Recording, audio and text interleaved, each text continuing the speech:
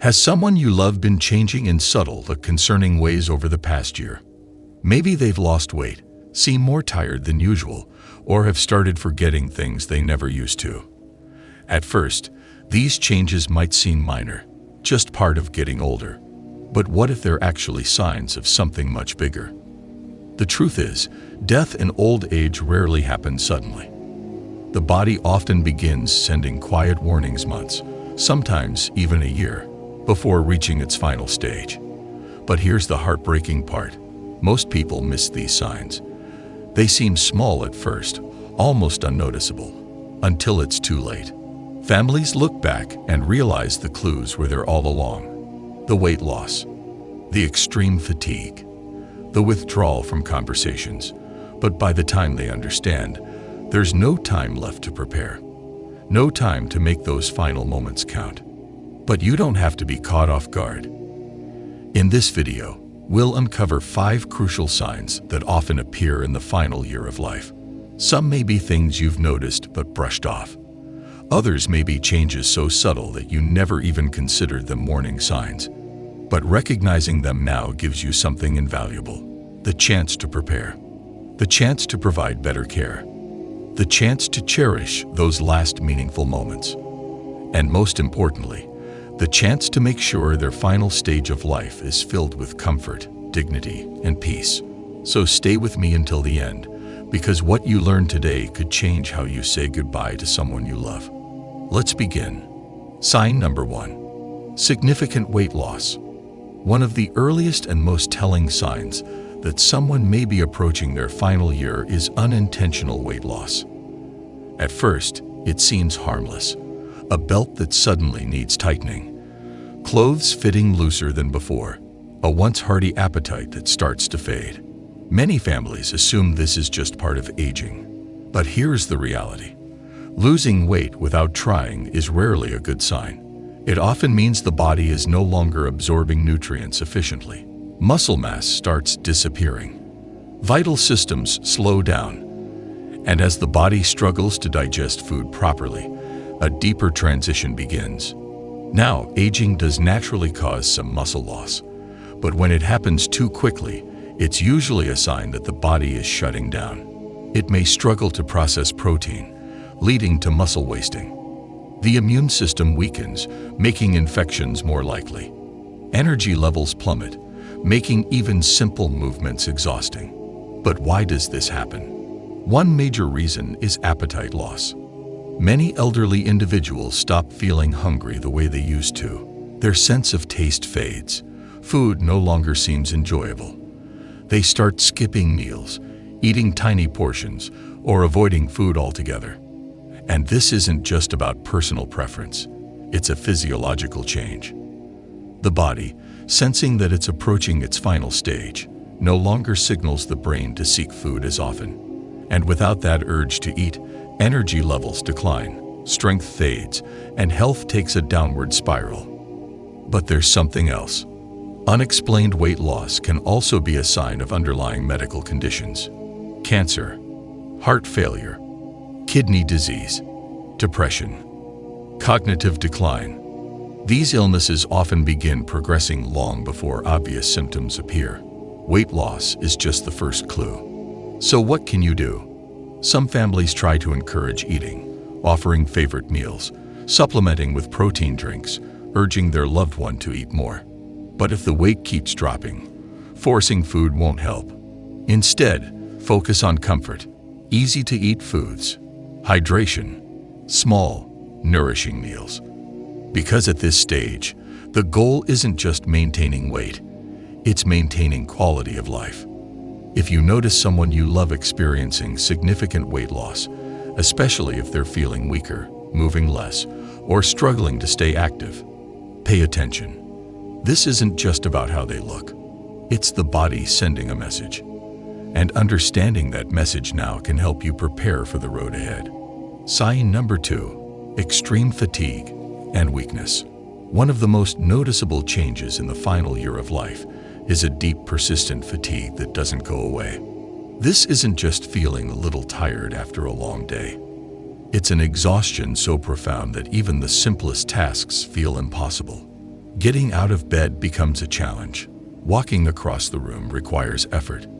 Even holding a conversation feels draining. This isn't laziness. It's not just aging. It's the body conserving energy. Some seniors may start sleeping more, taking long naps throughout the day, struggling to stay awake, even dozing off mid-conversation.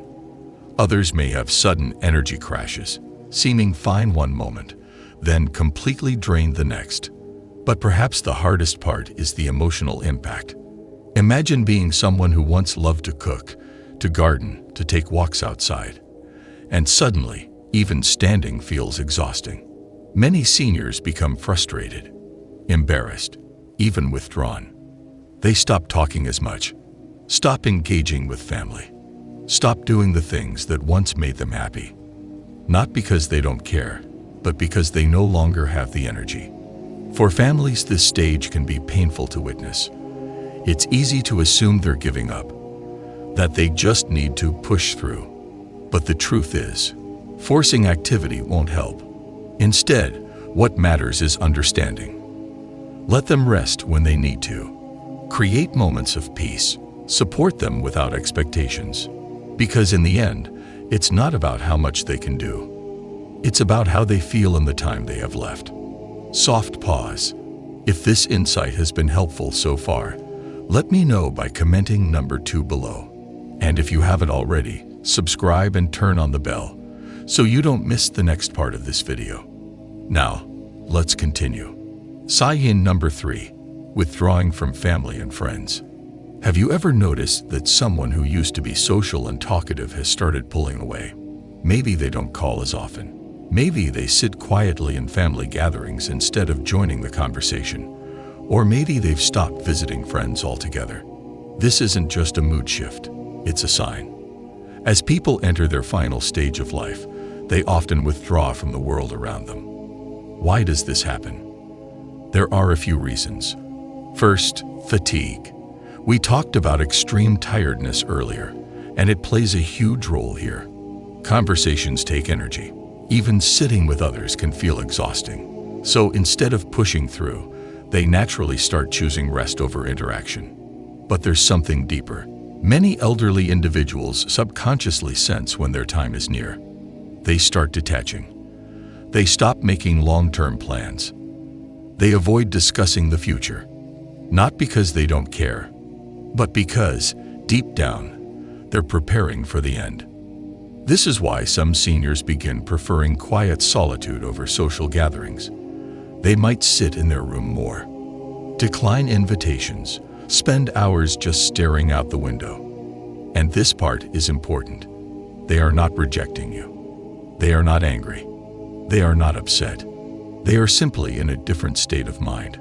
So, what can you do? Be present without forcing conversation. Spend time sitting with them, even in silence. Let them know you're there, even if they don't always engage. Because sometimes, just your presence is enough. Sign number 4, changes in sleeping patterns. Have you ever walked into the room of an elderly loved one, only to find them sleeping more than usual? Maybe they nap multiple times a day. Maybe they fall asleep mid-conversation. Or maybe they spend most of the day in bed. This isn't laziness.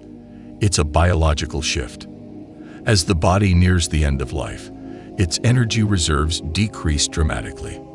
The brain slows down. The heart doesn't pump as efficiently.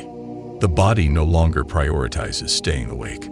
And so, sleep becomes more frequent and much deeper. Some families panic when they see this change. They try to wake their loved one more often, keep them engaged, encourage movement. But in reality, this is natural. The body is simply doing what it needs to do. In the final weeks, sleep will often become even longer. Some people may sleep for 16 to 20 hours a day. Others may enter a state where they are only semi-conscious, responding faintly but rarely fully waking up. This is not suffering.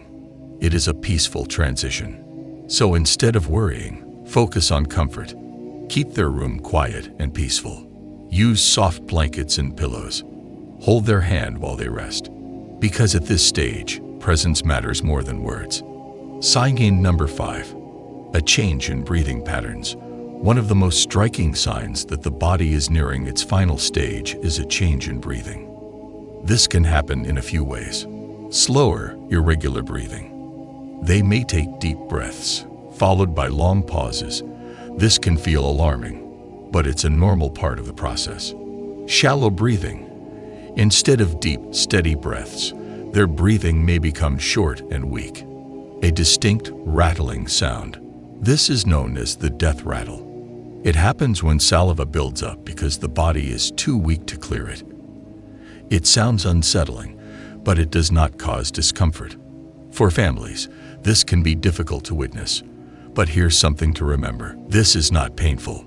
This is not suffering. It is simply the body winding down. So what can you do? Keep them comfortable. Stay by their side. Speak softly, even if they don't respond. Because in these final moments, your voice, your touch, and your love mean everything. Recognizing these signs does not mean giving up hope. It means understanding. It means preparing. It means making sure their final chapter is one of comfort, dignity, and love. If you've noticed any of these signs in someone you love, don't wait.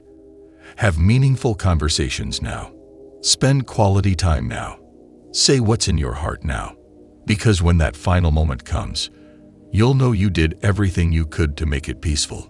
Sign number 6. Decreased appetite and thirst. Have you noticed that your loved one is eating less and less?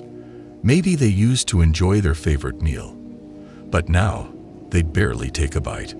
Maybe they used to drink plenty of water, but now they sip only a few drops. This isn't stubbornness. It's a natural part of the process. As the body prepares for the end, it no longer needs the same energy. The digestive system slows down. The body stops craving food. Even water intake decreases because the organs no longer require it in the same way.